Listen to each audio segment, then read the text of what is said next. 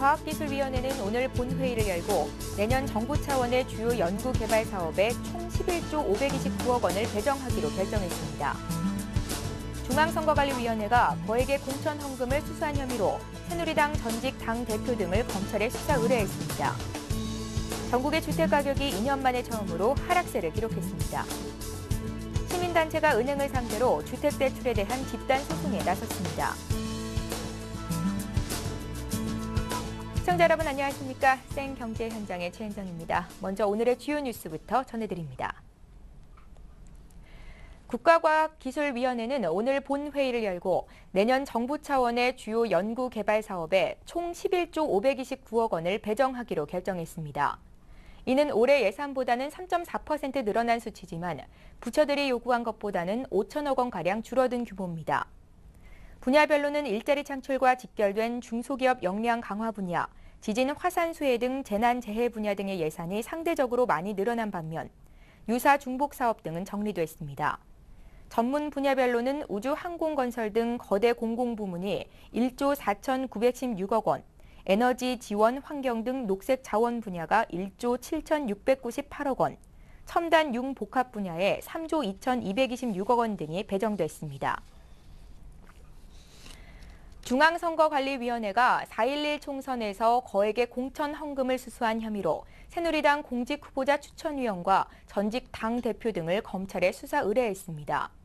선관위에 따르면 공천위원이었던 현기환 전 의원은 지난 3월 중순 부산 지역의 당시 공천 신청자 현영희 씨로부터 비례대표 공천을 받도록 도와달라는 부탁과 함께 3억 원을 받은 혐의를 받고 있습니다. 현 씨는 3월 말 홍준표 전 당대표에게 2천만 원의 불법 정치자금을 제공한 혐의와 정치자금 허위 회계보고, 자원봉사자의 금품 제공 등의 혐의도 함께 받고 있습니다. 중앙선관위는 선진통일당 김광식 대표비서실장과 김영주 의원, 심상억 전 정책연구원장, 송찬호 조직국장 등 4명도 공천을 조건으로 거액을 빌린 혐의로 검찰에 고발했습니다. 전국의 주택가격이 2년 만에 처음으로 하락세를 기록했습니다. KB국민은행의 전국 주택가격 동향 조사 결과에 따르면 지난달 전국의 평균 주택가격은 지난 6월에 비해 0.1% 하락했습니다.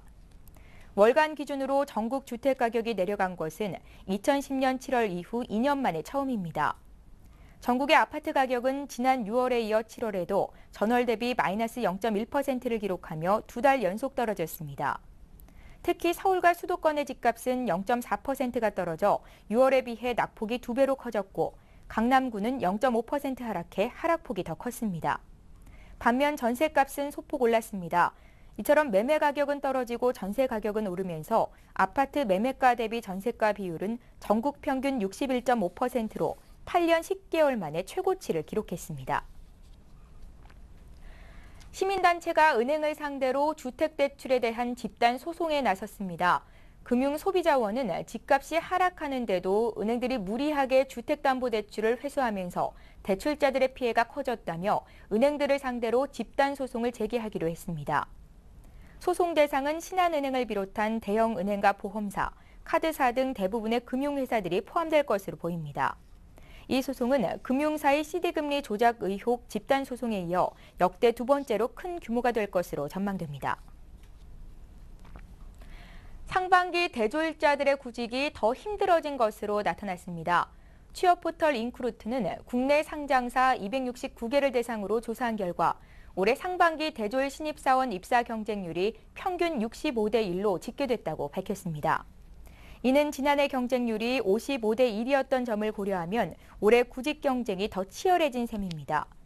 기업 규모별 경쟁률은 대기업이 71대 1, 중견기업 58대 1, 중소기업 40대 1이었으며 업종별로는 물류 운수가 262대 1로 가장 높았고 제약, 식음료, 유통무역, 자동차, 석유화학 등이 뒤를 이었습니다.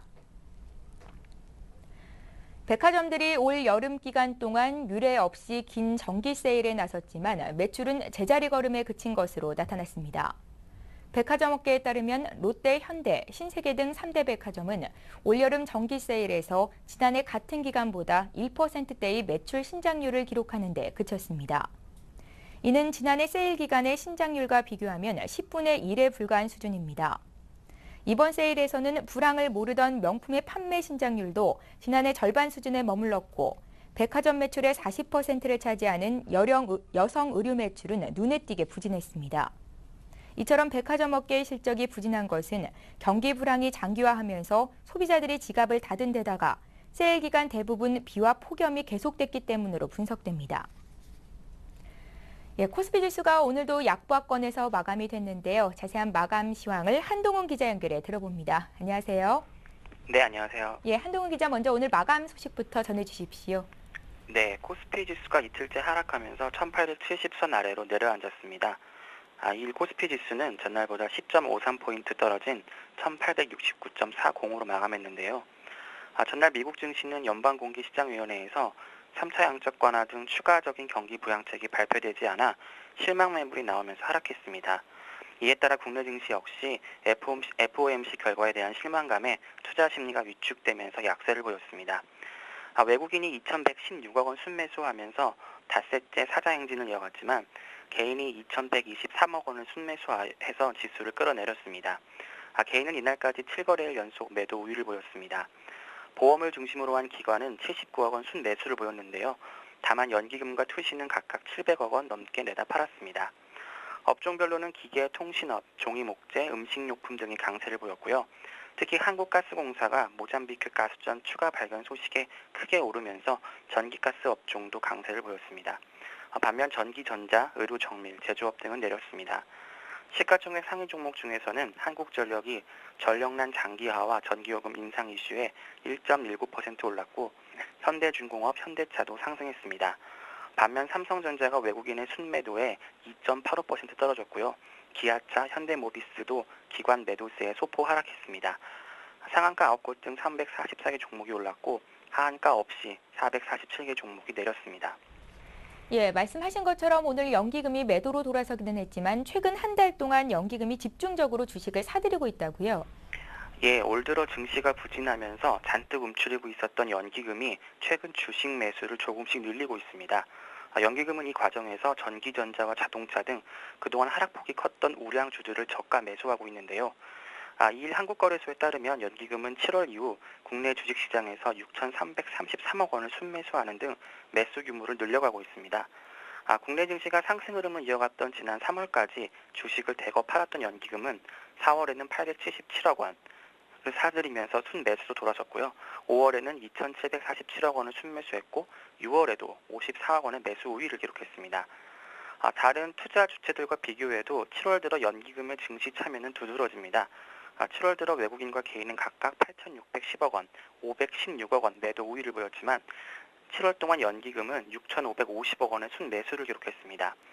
종목별로 보면 7월 이후 연기금은 IT와 자동차와 함께 그동안 낙폭이 커서 저평가된 업종을 집중적으로 사고 있습니다. 이 기간 1,021억 원어치의 주식을 사들였던 현대차의 매수 규모가 가장 컸고요. 그 뒤를 삼성전자, SK이노베이션, LG디스플레이 순으로 나타났습니다. 연기금이 사들인 종목들의 수익률도 좋은 편입니다. 7월 이후 삼성전자는 7.58% 상승했고요. 현대차, SK이노베이션, LG디스플레이도 각각 10% 이상 상승해서 제자리 걸음을 한 코스피 지수에 비해 상대적으로 양호했습니다. 다만 연기금이 최근 매수세를 강화하기는 했지만 아직까지 본격적인 투자 확대라고 보기는 어렵다는 지적이 다수입니다. 매수 규모가 아직 미미하기 때문인데요. 전문가들은 연기금의 매수가 본격적인 매수라기보다는 세계 경기 침체 우려가 확산되는 등 불확실성이 커지는 상황에서 낙폭이 큰 우량주에 대한 저가 매수에 나선 것으로 분석하고 있습니다. 오늘 주요 유가증권 시장 상장사들의 2분기 실적 발표 결과도 전해주시죠. 네, 먼저 CJ제일제당이 오늘 실적을 발표했는데요. CJ제일제당이 대한통운 인수와 바이오 사업 성장에 힘입어서 2, 4분기 영업이익이 50% 가까이 급증했습니다. CJ제일제당은 2일 공시를 통해서 한국채택국제회계 기준으로 2, 4분기 연결 영업이익이 지난해 같은 기간보다 48%가 늘어난 1,473억 원을 기록했다고 밝혔습니다. 매출액도 55.4% 급증했고요. 반면 당기순이익은 498억 원에 그쳐서 31% 감소했습니다. CJ제일제당의 실적 호전은 대한통운 인수에 따른 수익 증가와 사료, 바이오 분야에서 뚜렷한 성장세를 보였기 때문입니다.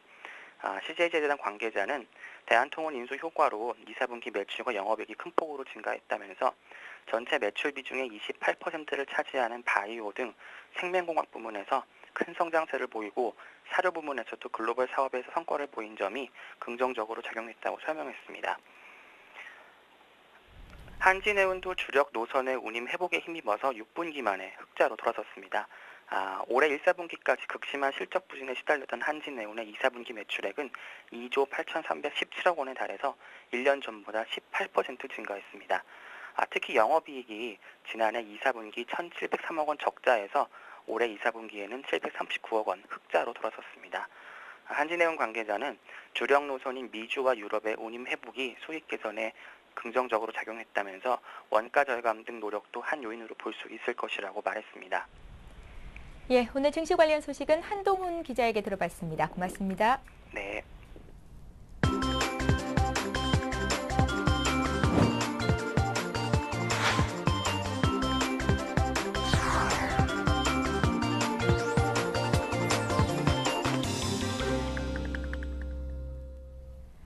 예, 전 세계적으로 경기 침체가 이어지면서 국내 수출 시장에도 타격이 크다는 소식인데요. 자세한 내용을 김영필 기자 연결해 들어봅니다. 안녕하세요. 네, 안녕하세요. 예, 김영필 기자, 우리나라 수출이 급감했다고요? 네, 전 세계적인 경기 침체로 우리나라의 7월 수출이 전년 동기 대비 8.8%나 급감했습니다. 쇼크 수준인데요.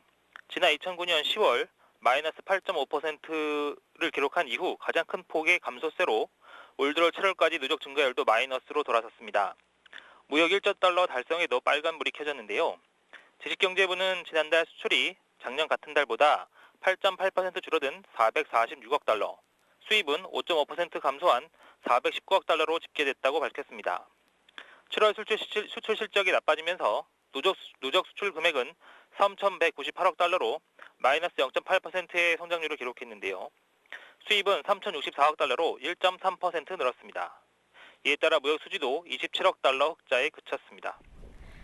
예, 우리나라가 수출 주도형 국가라고 하는데 이렇게 수출이 줄면 문제가 크겠습니다. 게다가 글로벌 상황도 빠른 시일 안에 해결될 분위기는 아니지 않습니까? 네, 수출은 앞으로도 크게 늘기 어려울 전망입니다. 별다른 돌파구가 보이지 않는다는 점에서 문제가 심각한데요. 스페인 등 유럽 위기가 더 심해질 기미가 보이고 있는 데다가 유럽 국가들의 소비 축소가 신흥국의 수출 감소로 이어져 경기 침체가 전 세계적으로 확산되고 있기 때문입니다. 특히 우리나라와 같은 수출 주도형 나라는 직격탄을 맞을 수밖에 없는데요. 이 같은 구조적인 문제 때문에 정부도 발만 동동 구르고 있습니다. 지식경제부의 고위 관계자는 수출 증대를 위해 할 수 있는 일은 이미 다 한 상태라면서 추가로 할 수 있는 게 거의 없다고 답답함을 토로했습니다. 실제로 경기 침체는 전 세계적으로 확대되고 있는데요. 유럽연합 등의 수출 감소를 받쳐줄 만한 곳은 신흥국밖에 없는데 이들 나라에 대한 수출도 최근 급격히 줄어들고 있습니다. 7월 수출 실적을 지역별로 보면 우리나라의 최대 수출 시장인 중국의 경우 전년 같은 달 대비 수출 증가율이 마이너스 0.5%를 기록했습니다. 신흥시장인 중남미도 14.5%나 감소했는데요. 엎친 데 덮친 격으로 주력 수출품도 고전을 면치 못하고 있습니다. 예, 김 기자, 해결책이 필요할 것 같은데 어떻습니까? 네, 이에 따라 전문가들은 아프리카 등 신시장 추가 개척과 무역보험 지원을 크게 늘려야 한다는 지적을 하고 있는데요. 그러나 신시장 개척의 경우 단기간에 실적을 내기가 쉽지 않다는 게 문제입니다. 지역부의 한 관계자는 아프리카 등을 새로 개척해 보려고 하지만 당장 이들 국가의 수출을 늘릴 수 있을 만한 게 많지 않다고 했는데요. 업계 관계자들은 이 때문에 무역 거래 시 손실을 보호해주는 무역보험 지원 확대를 차선책으로 꼽고 있습니다. 그런데 현재 무보의 기금은 1조 849억 원에 그쳐 7월 말 기준 보증과 보험 제공 금액은 98조 원에 달합니다. 즉 기금의 90배에 달하는 보험을 하고 있어서 추가로 보험 제공을 늘리기가 쉽지 않은 상태인데요. 이 때문에 정부가 추가 출연을 통해 기금을 늘려야 한다는 목소리가 나오고 있습니다. 예, 지금까지 경제부의 김영필 기자였습니다. 고맙습니다. 네, 감사합니다.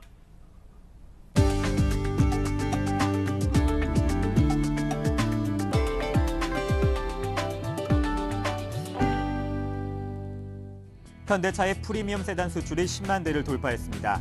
올해 상반기에 제네시스와 에쿠스의 수출 대수는 각각 14,938대와 3,354대였으며 누적 수출량은 각각 89,771대와 1,508대로 두 차종을 합쳐 총 10만 대를 넘어선 것으로 집계됐습니다.